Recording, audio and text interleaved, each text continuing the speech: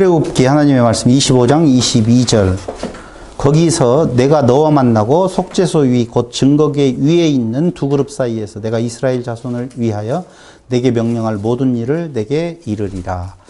이제 마지막으로 성막에 있어서의 단계가 속죄소와 언약궤라고 하죠. 속죄소는 우리가 시은좌라고도 하죠. 은혜가 베풀어지는 장소라고 이야기하는데요. 그 언약궤 안에는 세 가지가 들어있어요. 하나는 만낫단지, 아론의 쌍난 지팡이, 두 돌판이 들어있는데요.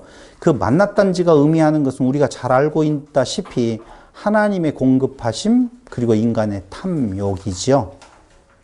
그리고 아론의 쌍난 지팡이는요, 하나님의 생명의 부활 능력, 인간의 패역의 표징이라고 보시면 돼요. 두 돌판은요, 인간의 범법과 부패에 대한 내용이에요. 그러니까 그 언약궤 안에 들어있는 것은요, 두 가지의 부분이 같이 맞물려 있다라고 보시면 돼요. 하나는 하나님 편, 하나는 인간 편. 하나님의 반대에 서 있는 인간의 죄악된 모습이 그 안에 있어요. 사실은. 그래서 속죄소와 그 언약궤라고 하는 것도 히브리서 9장 12절에 보시면 한번 보실래요? 히브리서 9장 12절. 염소와 송아지의 피로 하지 아니하고 오직 자기의 피로 영원한 속죄를 이루사 단번에 성소에 들어가셨느니라 라고 나오지요. 9장 12절에 염소와 황소의 피와 및 암송아지의 죄를 부정한 자에게 뿌려 그 육체를 정결하게 하여 거룩하게 하거든 하물며 영원하신 성령으로 말미암아 흠없는 자기를 하나님께 드린 그리스도의 피가 어찌 너희 양심을 죽은 행실에서 깨끗하게 하고 살아계신 하나님을 섬기게 하지 못하겠느냐. 최종적인 하나님의 섬김의 장소는요, 지성소 안에서의 언약궤 안에서 되어지는 건데요. 사실 하나님을 어떻게 섬겨요? 인간이? 섬길 수 없어요. 절대적으로. 그런데 하나님을 섬길 수 있어요. 그게 뭐예요? 하나됨이에요. 그것밖에는 없어요. 그래서 언약궤 안에는 하나님과 인간이 공존하는 거예요. 그래서 하나됨이라고 하는 내용이 정말 중요한 거예요. 그럼 출애굽기 40장 34절을 한번 보세요.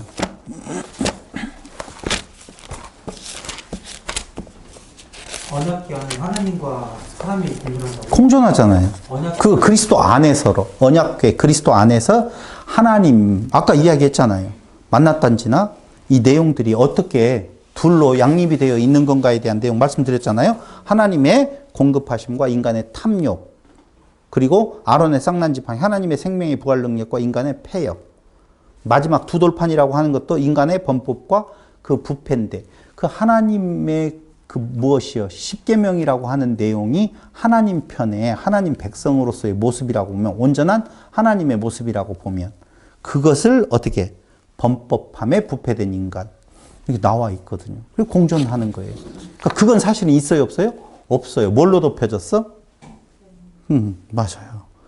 그게 바로 언약궤도 역시 그리스도 안에서 하나님과 무엇의 만남? 인간의 만남, 하나됨. 그게 지성소예요. 지성소의 언약궤, 법궤라고 하는 내용이에요. 그럼 출애굽기 40장 34절에 보면 구름이 해막에 덮이고 여호와의 영광이 성막에 어떻게? 충만하다라고 나오죠? 충만해요. 계시록 21장 3절.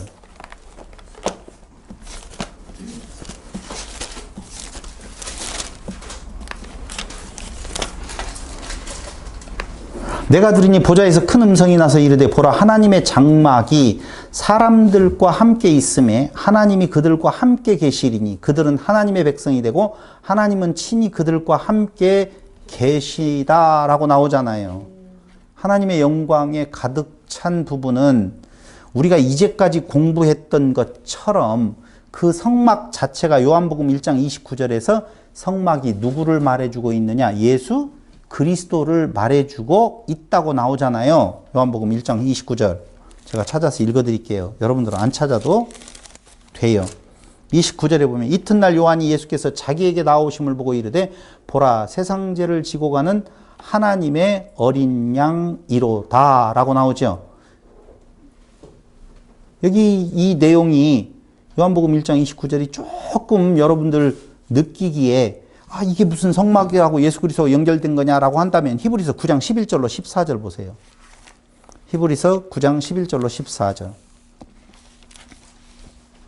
그리스도께서 장래 좋은 일의 대제사장으로 오사 손으로 짓지 아니한 것 곧 이 창조에 속하지 아니한 더 크고 온전한 장막으로 말미암아 염소와 송아지의 피로 하지 아니하고 오직 자기의 피로 영원한 속죄를 이루사 단번에 성소에 들어가셨느니라. 염소와 황소의 피와 및 암송아지의 죄를 부정한 자에게 뿌려 그 육체를 정결하게 하여 거룩하게 하거든.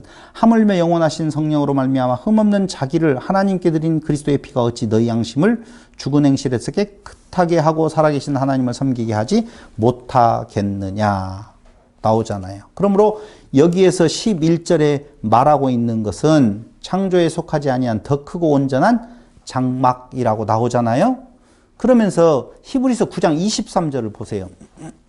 그러므로 하늘에 있는 것들의 모형은 이런 것들로서 정결하게 할 필요가 있었으나 모형, 성막은 하늘에 있는 그것들은 이런 것들보다 더 좋은 제물로 할지니라. 하늘에 있는 것들의 모형이 하늘에 있는 그것들은 뭘로 해야지 된다는 거예요? 그리스도로 말미암아 되어진다는 것이죠. 이게 베드로전서 2장 24절에는 이렇게 나오죠. 베드로전서 2장 24절.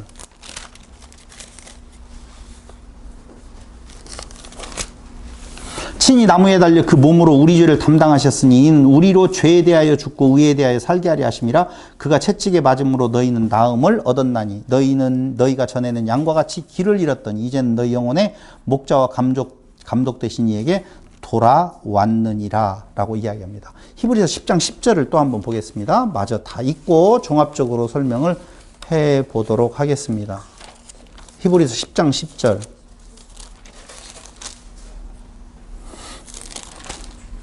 이 뜻을 따라 예수 그리스도의 몸을 단번에 들이심으로 말미암아 우리가 거룩함을 얻었느니라. 10장 17절로 18절. 또 그들의 죄와 그들의 불법을 내가 다시 기억하지 아니하려 하셨으니 이것들을 사하셨은즉 다시 죄를 위하여 제사 드릴 것이 없느니라 라고 나오죠. 이게 무슨 말이냐면요, 성막이 예수 그리스도에 대한 예표적인 것이었었다라고 보면 거기에서만 그때는 단번에 드려지는 제사가 아니었었기 때문에 그때그때마다 속죄의 필요성이 있어요. 그런데 그리스도가 성막이 되셔서 그 안에서 모든 제사를 다 이루어 버리신다라고 보면 그 속죄는 영원한 속죄가 되어서 지성소와 성소를 가르는 것도 다 없어버리고 지성소에 들어갔어도 저주를 받지 아니하는 상태에서의 그걸 영원한 안식이라고 말한다 그 말이에요. 한마디로 말을 하면. 그래서 성막 전체의 그림은 문에서부터 시작해서 지성소의 언약궤, 법궤까지에 대한 모든 것들은 다 그리스도를 예표하는 것으로서 한마디로 말하면 성막은 안식을 향해 가는 그리스도에 대한 모형이라 이렇게 보시면 돼요. 무엇을 할 때 안식을 이루는 건가? 영원한 속죄. 그럼 영원한 속죄는요, 지금까지 읽었던 다 성경 구절이 이 내용이에요. 영원한 속죄는 무엇을 이루느냐? 영원한 안식을 이루지요. 이게 창조 부분에 대한 내용에 있어서 성막을 이렇게 지어라, 이렇게 지으라고 하신 대로 지었다. 그 완성은 영원한 속죄를 그리스도 안에서 이루었다는 거고 영원한 안식에 들어가게 되었다는 것을 말해주는 것이다. 지금 그 이야기를 계속적으로 하고 있는 거예요. 그럼 이제 6번째로요. 출애굽기에 나타난 이스라엘의 정체성을 우리가 한번 살펴볼까 생각을 합니다. 이스라엘의 정체성. 자, 출애굽은 누가 했어요? 이스라엘 백성들이 했잖아요. 그럼 도대체 이스라엘 백성의 정체성, 정체가 뭐냐? 그걸 우리가 한번 봐야 될 필요가 있다는 것이죠. 처음에 이야기했어요. 이스라엘은 노동하는 존재가 아니에요. 노동이라고 하는 것은 노예거든요. 그럼 본래 이스라엘의 자리는 어디인 건가? 노동하는 존재, 노예예요. 근데 그 자리에서 예배하는 존재로의 바뀌어진 변화예요.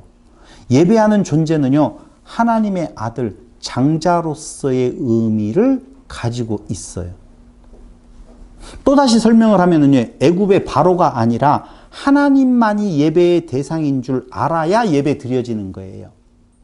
그러니까 이스라엘 백성들이 애굽의 바로의 밑에 있었을 때에는 바로가 신이에요.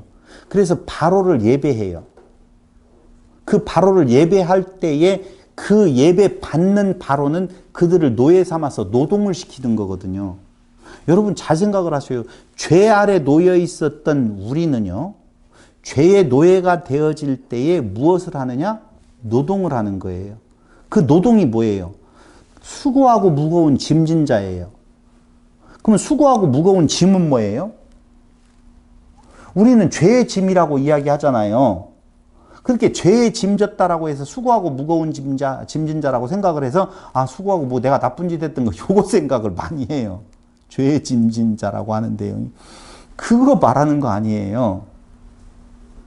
뭐예요? 수고하고 무거운 짐. 노예로서의 노동. 이건 뭐예요? 스스로 온라인 그게 자기의 의를 세우려고 하는 거예요. 나 있음에 대한 내 공로를 쌓는 거예요. 그러니까 지금 정말 안타깝게도 한국 교회는요, 죄에서 해방되었다라고 이야기를 하면서 오히려 죄의 종노릇하게 가르치고 있어요. 해방을 이야기하는 것이 아니라 노예로서의 삶을 살아가라고 지금 가르치고 있다니까요. 수고하고 무거운 짐진 자들아 내게로 오라 이야기는 너 없음에 대한 고백으로 그리스도에게로 가서 자기 없음 상태가 되는 것을 말하는 건데, 오히려 수고하고 무거운 짐진 자들아 내게로 오라라고 이야기할 때에 그 올 때의 그 상태가 바로 그냥 올 수는 없다는 것이죠. 그래서 하나님 앞에 나아가려고 하면 어떻게 해요? 조금 그래도 뭔가를 좀 이루어서 가야 된다라고 할 때에 뭐예요? 윤리와 도덕으로 바꿔버려요. 다시 말씀드리면 우리가 시내산에서 받은 율법과 예수님께서 산상수훈이라고 하는 산에서 말씀하시는 내용하고 같은 내용이에요. 근데 잘못 알아들었을 때 내가 율법을 온전케 하러 왔다라고 하는 의미에 있어서의 온전한 율법을 선포하시는 거거든요. 근데 그 구약에 있는 이스라엘 백성들도 윤리와 도덕으로 삼아서 자기들의 의를 세우려고 했었고, 착한 일, 하나님께 괜찮은 인간들로 나아가려고 했었고, 산상수훈을 잘못 들으면 어떻게 되어져요? 오, 생각으로 하는 것도 문제구나. 이것까지 하지 말아야 되는구나. 이렇게 잘못 가고 있는 거예요. 아니에요. 벗어나지 말라는 거예요. 율법도 너 없음에 대한 내용을 고백하게 하셔서 그리스도에게로 인도하는 거라고 그랬잖아요. 우리 십계명 배울 때 그리스도를 예표하는 거라고 말씀을 드렸잖아요. 산상수훈도 뭐예요? 당신을 계시하시는 거거든요. 근데 거기에서 그리스도를 발견하지 아니하고 더 윤리와 도덕적인 모습으로 착한 인간이 되어서 하나님 앞에 서야 된다라고 그렇게 착각하는 것, 이것이 바로 뭐라고요? 죄의 종노릇 하는 것이요, 노예 생활을 하는 거라고요. 근데 그곳에서 노동하는 존재로서의 노예 상태에서 예배하는 존재로서의 하나님의 아들로의 변신이에요. 한마디로 말하면. 그렇게 되어지면 예배의 대상은 바로가 아니라 누구만이? 하나님만이 예배의 대상인 줄 알게 되어질 때에 그게 바로 뭐라고요? 예배 드려진다, 그 말이에요. 그게 예배예요. 뭐 다른 거 있는 줄 아세요? 뭐 예배라고 하니까 뭐 예배는 뭐 이런 순서에 있어서 뭐 이걸 하는 것이 예배라고요? 아니에요. 예배는 섬김이라고 할 때에 아바드라고 하는 것은 고백하는 거예요. 다른 거 없어요. 그래서 전반부, 우리가 지금 출애굽기의 전반부에서 1장 1절로 17장 16절까지에 대한 내용은 바로의 치하에서 강제 노동을 하는 존재로서 탄식과 신음 속에서 살아갔어요. 그때 18장이 전환점이 되어지는데요. 그 전환점은 애굽에서 시내산으로 옮겨가는 내용이 전환점이에요. 18장. 근데 제가 이야기했어요. 지금 전반부가 있고 전환점이 있고 그 다음에 중심이 있어요. 다시 뭘로 되어지겠어요? 전환점이 있어요. 그 다음에 전반부가 있으면 뭐가 있겠어요? 후반부가 있겠죠. 이렇게 구성을 놓고 본다면 여기는 1장 1절로부터 17장 16절까지라고 보면 전환점은요 18장이에요. 중심은 어디가 중심인 건가? 19장 1절로부터 당연히 24장 몇 절인가요? 24장 11절이에요. 이게 뭐가 되겠어요? 시내산 언약이에요. 율법 수요. 시내산 언약 율법 수요. 그런데 그 전환점, 후반부의 전환점은 어떻게 이루어지는 건가? 시내산에서, 이게 장수를 말을 한다라고 보면은요, 24장 12절로부터 18절까지예요. 이건 시내산에서 어디로요? 성막으로 가는 거예요. 여기는 아까 전환점은요, 어디에서 어디로? 애굽에서 어디로요? 시내산으로. 마지막 후반부는요, 여기 25장 1절부터 40장 38절까지인데요. 이게 후반부가 뭐냐면요, 하나님의 백성으로 전환된 상태에서의 모습을 지금 그려주고 있는 거예요. 아까 처음에 내용은 바로의 치하에서 강제 노동을 하는 존재였었죠. 탄식과 신음 속에 살아가는데 이제는 하나님의 백성으로 전환되는 거예요. 노예에서 하나님의 백성으로의 전환. 이게 출애굽기 다예요. 크게 본다라고 보면은요. 그래서 말씀드린 대로 예배라고 하는 것은 하나님께서 명령하신 대로, 그거 뭐예요? 명령이? 율법. 명령하신 대로 한치의 어김도 없이 그대로 이루는 것이에요. 하나님께서 명령하신 대로 율법대로 한치의 어김도 없이 그대로 이루는 거라고 제가 지금 말씀을 드렸잖아요. 그럴 수 있어요? 없어요, 인간으로서는. 그래서 마태복음 7장 26절 한번 보실래요? 21절인가?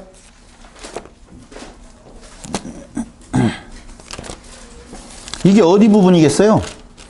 산상수훈이겠죠? 아니요. 산상수훈에서 이야기를 쭉 하고 있는데 21절 나더러 주여 주여 하는 자마다 다 천국에 들어갈 것이 아니요 다만 하늘에 계신 내 아버지의 뜻대로 행하는 자라야 들어가리라. 그렇게 나와요. 21절에 12장 50절을 보세요. 마태복음. 큰일 났어요. 우리 어떻게 할지 모르겠어요, 이거. 12장 50절. 누구든지 하늘에 계신 내 아버지의 뜻대로 하는 자가 내 형제요 자매요 어머니이니라. 이렇게 이야기를 하네요. 무섭게. 요한복음 6장 40절을 보세요.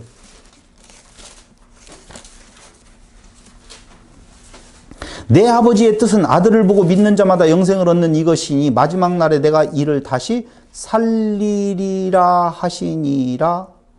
죽었다는 것이 전제되어지는 건데요.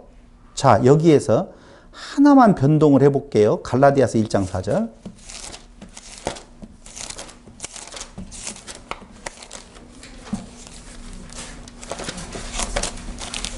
(1장 4절) 그리스도께서 하나님 곧 우리 아버지의 뜻을 따라 이 악한 세대에서 우리를 건지시려고 우리를 대속하기 위하여 자기 몸을 주셨으니. 조금 바뀌어졌어요.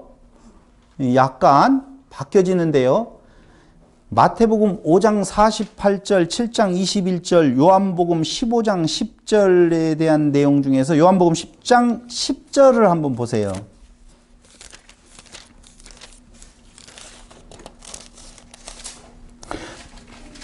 도둑이 오는 것은 도둑질하고 죽이고 멸망시키려는 것뿐이요 내가 온 것은 양으로 생명을 얻게 하고 더 풍성히 얻게 하려는 것이라 라고 나오네요.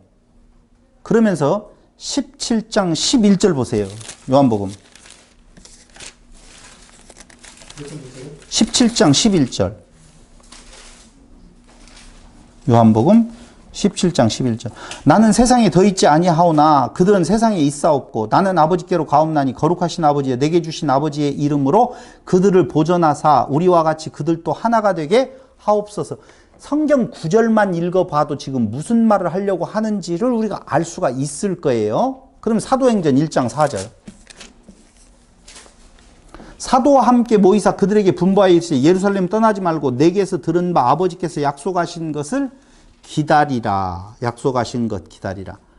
갈라디아서 1장 4절로 이 예배의 이야기의 결론을 내리겠어요. 갈라디아서 1장 4절.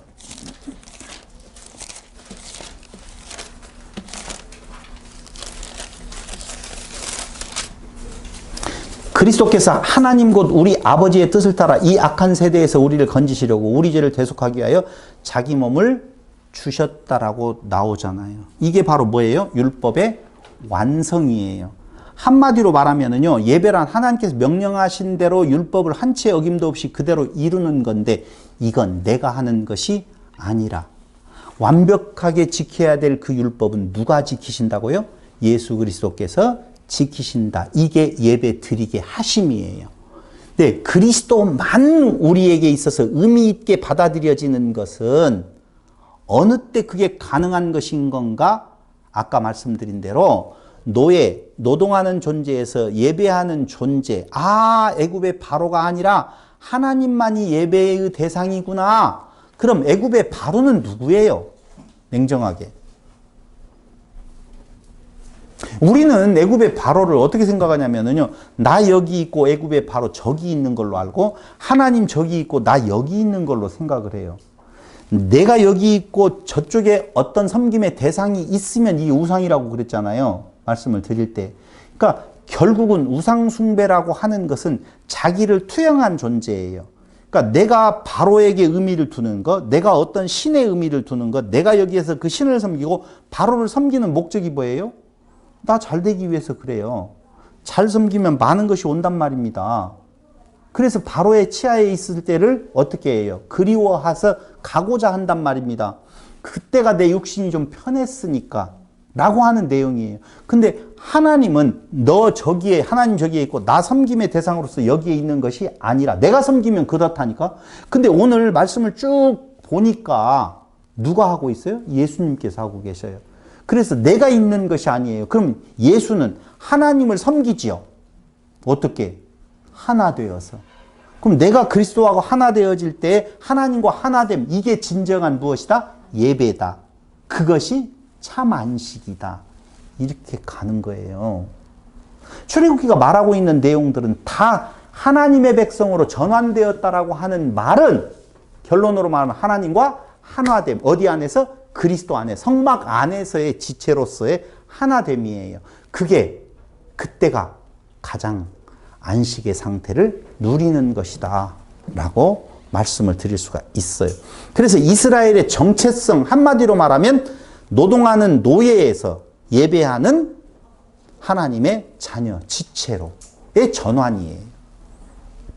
그런데 그걸 단순히 구원이라고 말을 해서는 안 된다는 것이죠. 그러면서 너희는 내가 누구인 줄 알리라? 여호와인 줄 알리라가 바로 1장으로부터 14장까지에 대한 내용이에요. 말씀을 드렸던 대로 그 바로의 치하에 있었을 때에는 신이 바로인 줄 알았는데 그 1장에서 17장까지에 대한 내용에 있어서 신은 누구다? 여호와 하나님이시구나 라고 하는 것을 알려주는 내용이 전반부의 내용이라고 말씀을 지금 드린 거예요. 그럼 내가 여호와인 줄 알리라 라고 하는 내용은요, 어디에도 많이 쓰였냐면요, 그 여호와인 줄 알리라가요, 6장 2절, 6절, 7절, 8절, 29절, 7장 5절, 8절, 10절, 22절, 9장 14절, 10장 2절, 12장 13절, 14장 4절, 18절 이렇게 많이 나와요.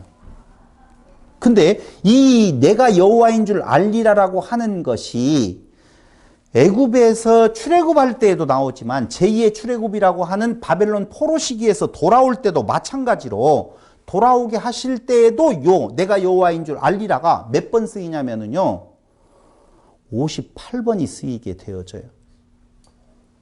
58번.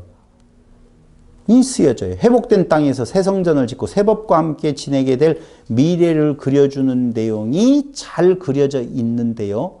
제가 지금 말씀을 드리는 내용은요, 결국은 출애굽을 할 때에 새로운 창조의 역사가 이루어질 때에는 첫 번째는 무엇을 한다? 내가 여호와인 줄 알리라. 그 다음 두 번째 후반부에서 바로 시내산 언약을 중심으로 해서 어디에서? 시내산에서 이제 성막으로 옮겨가서 하나님과 함께 되어질 때에 그게 바로 예배 안식의 상태가 되어진다 라고 하는 것이죠. 그래서 예배의 핵심, 그게 뭐예요? 예배의 핵심은요, 출애굽기 19장에서 24장 11절 시내산 언약에 나와 있는데요, 말씀하신 대로 이루는 삶이에요. 다시요, 예배의 핵심은요, 말씀하신 대로 이루는 삶인데, 예배의 길, 예배의 지속, 예배된 삶의 기쁨으로 인도하시는 건데, 그 내용이 바로 뭐냐면요, 율법이에요, 율법. 그러니까 율법을 제대로 알으면 바른 예배가 드려질 수 있는 거예요. 그럼 율법을 바로 알면이라고 하는 내용은요, 한마디로 말하면 율법이라고 하는 것을 통해서, 십계명을 통해서 누가 드러나면? 그리스도가 드러나면, 그게 그리스도가 예배의 길이요, 예배를 지속하는 것이요, 예배된 삶의 기쁨으로 인도되어지는 거예요. 다시 결론, 바로의 종에서 하나님의 종된 삶으로 변화되어지는 건데, 이것을 무슨 창조라고 하느냐? 새 창조요, 하나님의 나라라, 이렇게 지칭하는 것입니다. 바로의 종은 선악식나무로 먹는 거고요. 말씀드렸어요. 시내산의 율법을 봤는데 다시 선악지식나무로 봐서 그걸 윤리와 도덕적으로 내가 행해야 된다라고 하면 거기에는 안식 없어요. 예배 없어요. 종이에요. 돌아가는 거예요. 그래서 돌아가자라고 하고, 하나님의 종된 삶이라고 하는 건 생명지식나무로 먹는데 그 종은 뭐예요? 하나됨이에요. 완전히 그리스도에게 함몰되어져 있는 것이거든요. 그게 하나님의 종된 삶은 새 창조된 자로서 안식을 누리는 삶이라 그 말입니다. 수고하고 무거운 짐진 자, 이제 알겠어요? 무슨 말인지? 수고하고 무거운 짐진 자들이 못된 짓거리 한 인간의 윤리와 도덕이 아니라는 거예요. 하나님 되고자 하는 자기의 마음이 수고하고 무거운 짐 되게 하는 거예요. 여러분, 제일 우리를 힘들게 하는 것이 뭐예요?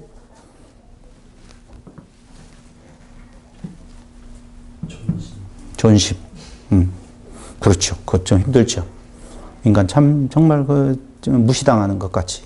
이번에 이 필리핀에서 난리 났잖아요. 무시당하는 거. 맞아요.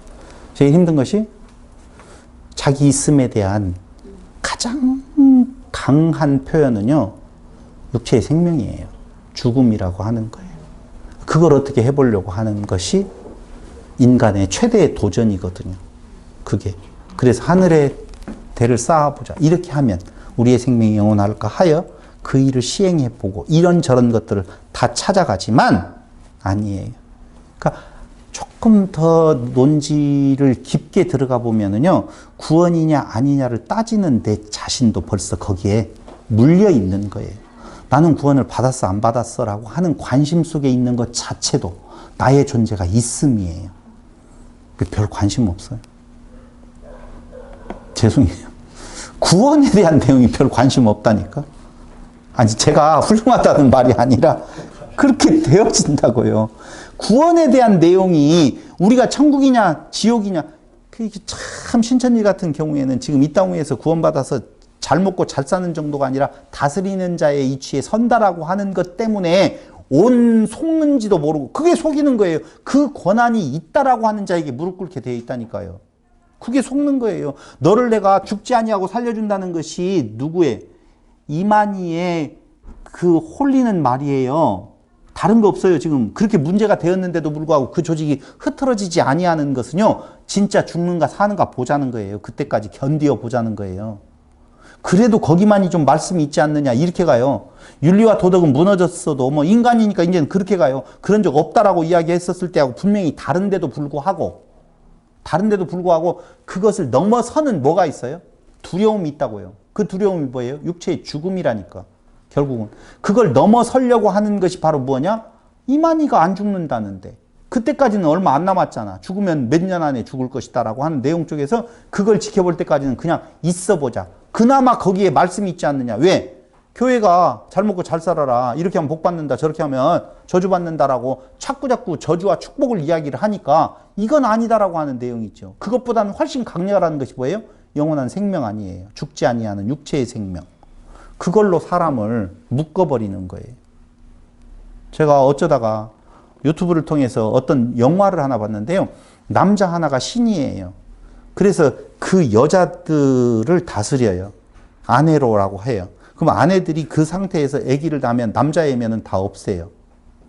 여자만 남겨요. 그래서 그 여자 1세대 부인이라고 하는 자들이 자살을 하게 만들어요. 물에서.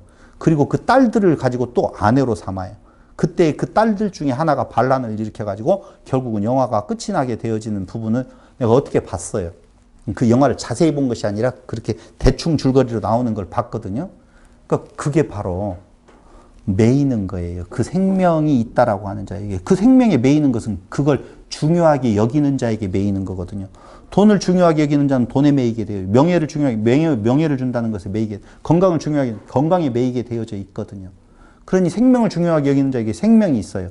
구원을 중요하게 여기는 자에게 구원이 곧 자기에게 있어서 걸리는, 넘어지는 돌이 되어진다라고 하는 거예요.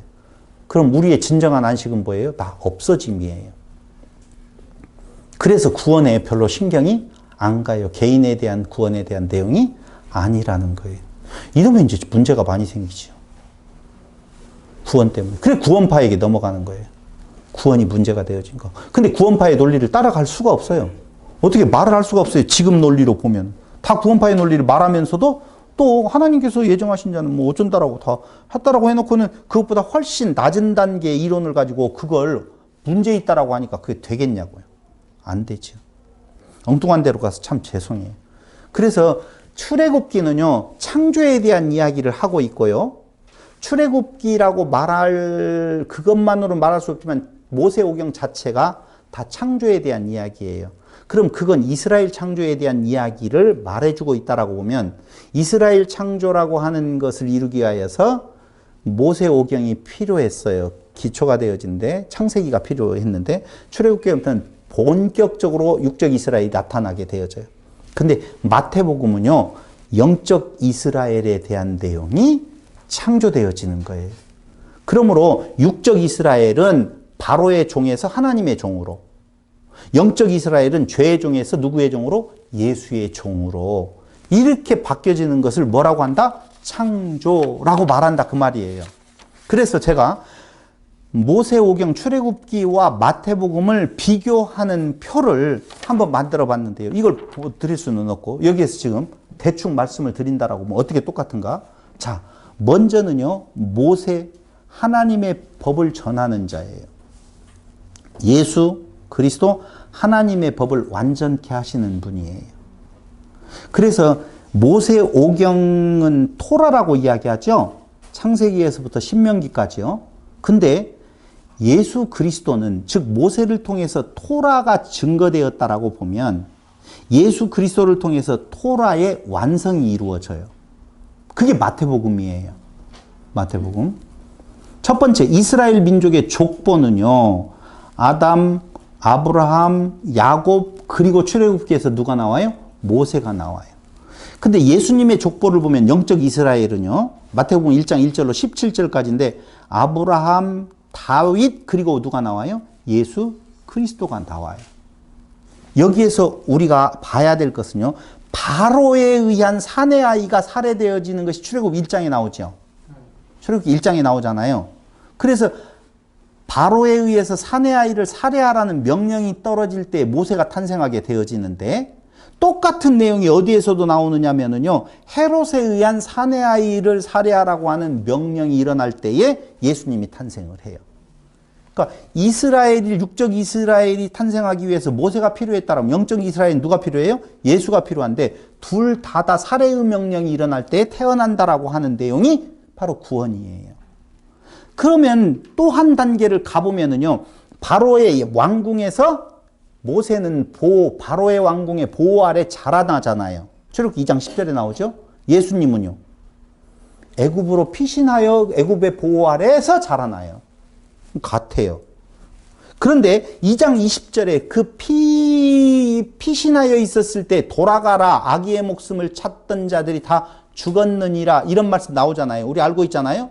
근데 4장 19절 출애굽기 4장 19절에도 보면 돌아가라 목숨을 찾던 자들이 다 죽었느니라 이렇게 또 나오네요. 똑같아요. 자, 하나 더 보죠. 이제 바로의 왕궁에서 보호하에 자라난 모세는 어디로 나가게 되어져요? 광야로 쫓기지요. 도망간단 말입니다. 몇 년 동안? 40년 동안. 그곳에서 소명이 일어나요. 예수께서도 광야에서 시험 받으시지요. 며칠 동안? 40일 동안. 어찌 그렇게 비슷한지 몰라요. 사실은 똑같다라고 봐야 돼요. 그런데 그 소명을 받은, 광야로 나가서 소명을 받은 자가 애굽으로 돌아와서 12지파를 인도하지요. 12지파를 인도해요. 그런데 예수님도 광야에서 돌아와 12제자를 인도하셔요. 그게 12지파 12제자는 신약의 영적 이스라엘, 구약의 육적 이스라엘이에요. 그리고 홍해를 건너잖아요, 이제. 소명을 받고 가서. 근데 세례를 통하여서 바다에서 살아나셔요. 죽었다가 살아나시거든요. 홍해하고 똑같은 거예요. 예수님의 세례 받으심 마태복음 3장 13절로 17절에 나와요. 그 다음에는 뭐예요? 시내산 가지요. 모세 율법 수여받지요? 그런데 산상수훈을 선포하셔요. 여기는 받은 내용을 율법 수여를 받지만 여기에서는 선포하시는 내용이거든요. 그래서 문제는 어디냐면 시내산에서 율법을 수여받을 때에 이스라엘 백성들은 윤리와 도덕으로 변질시켜요. 자기의 의를 삼아버려요. 마찬가지로 예수님께서 말씀하시는 산상수훈에 대한 내용을 윤리와 도덕으로 변질시켜서 버리는 사단의 계략이 당연히 있죠. 오늘날 교회가 그 계략 안에 있는 거라고 보시면 돼요. 그리고 광야에서 만나와 메추라기 사건이 16장과 17장에 있잖아요. 순서가 좀 바뀌어서 이야기를 했지만 마찬가지로 광야 오병이어의 사건 아시죠? 그 다음에 바다를 정복하시고 칠병이어의 사건이 또 광야에 또 일어났죠. 그게 마태복음 14장 15장에 나와 있는 내용이에요. 또 한 단계를 갖춰보면요, 시내산에 올라가서 모세의 얼굴에 광채가 나지요. 그렇잖아요. 근데 출애굽기 34장에 나오는 건데 이건 사라질 광채라고 분명히 이야기를 하고 있는데 예수님은요, 변화산에서 예수님의 모습이 빛과 같이 변화되어진 내용 알잖아요. 영광의 빛이 뿜어져 나오는 거예요. 모세는요, 그 빛을 받아서 광채가 빛나는 거지만 예수님은 그 자체에서 광채가 뿜어져 나오는 내용을 볼 수가 있다는 것입니다. 지금 마태복음 이야기를 하고 있는 거예요. 어찌 그렇게 똑같은지 몰라요. 그리고 6월절 구원에 대한 내용이 출애굽기 12장에서 13장, 민수기 9장에 나온다라고 보면 성만찬에 대한 내용 나오잖아요. 그게 구원에 대한 내용이거든. 마태복음 26장 1절로 2절, 26절로 29절이에요. 그리고 이제 거의 끝으로 가는데요. 모세가 느보산 꼭대기에 서서 가나안 땅을 보여줘요. 이제 죽기 전에. 그렇죠. 신명기 34장이에요. 지금 모세 오경까지도 이야기를 한다고 그랬어요. 그 땅으로 들어가 차지하라고 말해요. 그러면서 율법을 지켜 행하라라고 이야기하거든요. 근데 그 율법을 지켜 행하라라고 이야기할 때 하나님께서 주신 법이 삶의 기준이 되어진다는 건 분명해요. 하나님의 백성의 모습을 지금 그려주고 있다라고 보면 예수께서 지시하시는 감난산으로 제자들을 부르셔요. 부르셔서 온 세상을 보여주시면서 가서 모든 족속, 모든 민족을 제자로 삼고 분부한 모든 것을 가르쳐 지키게 하라, 그 말이에요. 그러니까 이스라엘, 육적 이스라엘 백성들에게 하나님께서 주신 법이 삶의 기준이 되어진다면 영적 이스라엘은 예수님께서 주신 법이 삶의 기준이 되어진다라고 하는 거예요. 우리는 여기에서 또 삶의 기준이 되어진다라고 하니까 윤리와 도덕적인 기준으로 삼아서는 절대적으로 안 된다는 거예요. 그 육적 이스라엘의 삶도, 영적 이스라엘의 삶도 결국은 누구 안에서 사는 삶일 때? 그리스도 안에서 사는 삶이 기준이 되어진다는 말씀을 하는 거예요. 자기의 없어짐이에요. 그러면서 마지막으로 모세가 눈의 아들 여호수아에게 여호수아는 헬라어의 예수와 예수스 예수거든요. 똑같은 내용이에요. 여호수아에게 안수하였으므로 그에게 지혜의 영이 충만하게 되어져서 이스라엘 자손이 여호수아의 말에 순종하였다라고 신명기 34장 9절에 나오거든요. 그러면서 여호수아 1장 9절에는 여호와께서 함께 하신다. 제사장 나라가 된다. 이렇게 말을 하면서 여기 모세가 눈의 아들 여호수아에게 안수하였을 때 그에게 지혜의 영이 충만하다라고 했는데 예수님께서는 마태복음 28장 20절에서 죽으시기 전에 내가 세상 끝날까지 너희와 항상 함께 있으리라 약속하시는 거예요. 똑같잖아요, 지금. 임마누엘의 약속이거든요. 그러면서 뭐가 되어지는 건가? 그 영적 이스라엘이 제사장 나라가 되어지고 육적 이스라엘이 제사장 나라가 되어진다 그 말이에요. 제사장 나라가 되어지는 것은 그 제사장이 있고 그 백성들이 있는 거예요. 그러니까 이스라엘과 영적 이스라엘이라고 하는 처음 그때의 그 교회는요, 제사장 나라로서의 의미지 그들이 먼저 그냥 그들만 구원함에 이르는 민족이 아니라는 거예요. 제사장은 백성들을 위하여서 있는 거거든요. 그러니까 제사장 나라는 그 자체의 의미로 내가 제일이다 하고 앉아있으면 안 돼요. 근데 그들은 그쪽으로 가버렸어요. 육적 이스라엘은. 영적 이스라엘 제사장 나라가 되는 것은 가서 모든 족속으로 뭐? 제자를 삼아 라고 하는. 예, 그때에는 임마누엘의 약속이 있잖아요. 이것이 바로 천지창조의 완성이라고 말할 수가 있고 에덴의 회복이라고 말할 수 있고 새하늘과 새 땅의 도래라고 말할 수 있는데 이것이 바로 뭐라고요? 계시록에 대한 내용이라고 하는 겁니다. 그래서 다음에 시간이 되어진다라고 보면 무엇을 하려고 하는 건가? 그거 계시록과 출애굽기하고 연관관계에 대한 내용을 한 번 더 말씀을 드린다라고 보면 정확하게 결론이 떨어질 거예요. 뭐라고 하는 것이 창조사다라고 하는 것이. 오늘 다시 말씀드리면 총정리를 해서 보면 출애굽기는 바로의 노예였던 노동하는 존재가 이제는 하나님의 종으로서 예배드리는 존재로의 바뀌어짐이에요. 그럼 노예는 무슨 내용을 말하는 건가? 볼품없는 존재들. 이 행하는 모든 것들은 의를 이루는 것 같지만 그것은 곧 수고하고 무거운 짐이 되어서 하나님하고도 아무 상관이 없는 거예요. 그게 의를 이룰 수 있는 내용이 전혀 안 된다는 거예요. 그것을 죽기에 태어난 짐승의 존재라고 이야기를 하고 있는 것이죠. 그 존재를 누구로? 하나님의 자녀, 예배하는 존재. 예배는 우리가 드리는 것이 아니라고 오늘날까지 이야기를 했어요. 누가 하나님께서 드리시는 거예요. 드려지는 거예요. 어디 안에서? 그리스도 안에서. 그러므로 출애굽기도 마태복음도 다 무엇을 이야기를 하고 있냐? 그리스도를 이야기하고 있는 거예요. 우리의 존재는 그리스도 안에 지체로서의 의미, 그리스도가 드러나면 되는 것이지 나를 거기에 끼워서 나를 드러낼 곳이 하나도 없다라고 하는 것입니다. 이게 출애굽기의 전체의 내용이고, 그럼 궁극적으로 지향하는 바는 뭐라고 했어요? 결론 이야기해야죠. 결론. 예배는 뭐다? 안식이다 라고 하는 거예요. 예배는. 그리스도는 뭐다? 안식이다 라고 보셔야죠. 안식을 누리시는 성도님들이 되시기를 바라겠습니다.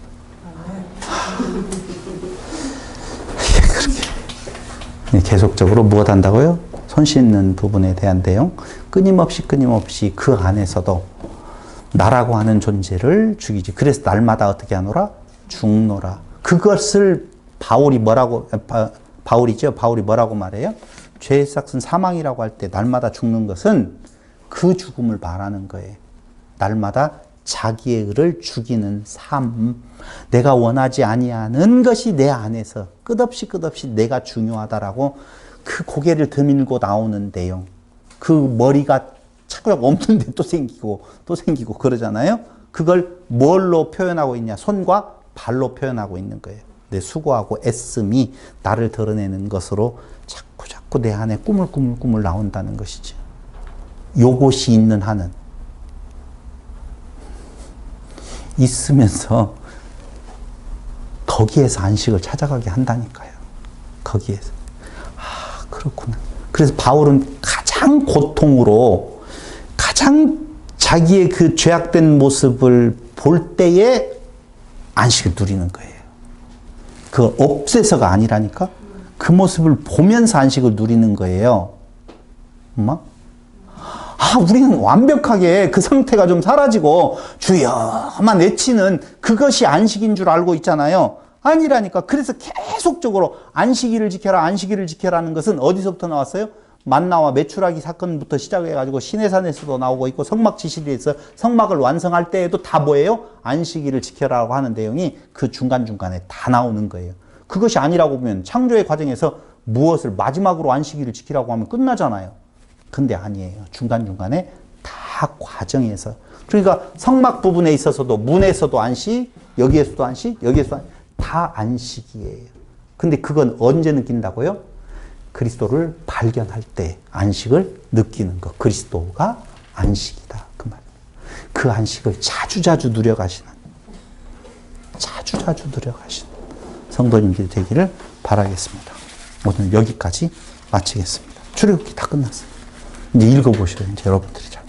그러고 다음 시간 어떤 특강이 주어진다라고 할 때 그 전에 1시간 정도 출애굽기와 요한계시록의 관계를 통해서 다시 한번 출애굽기에 대한 내용을 살펴보도록 그렇게 하겠습니다.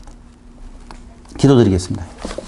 고마우신 아버지 하나님, 오늘 또 귀한 시간 우리에게 허락해 주셔서 말씀을 통해서 그리스도를 발견케 하시는 은혜를 진실로 감사드립니다. 날마다 우리의 의가 없어지고 그 안에서 그리스도만 발견되어짐으로 누리는 안식이 우리에게 있기를 간절히 예수님의 이름으로 기도드립니다.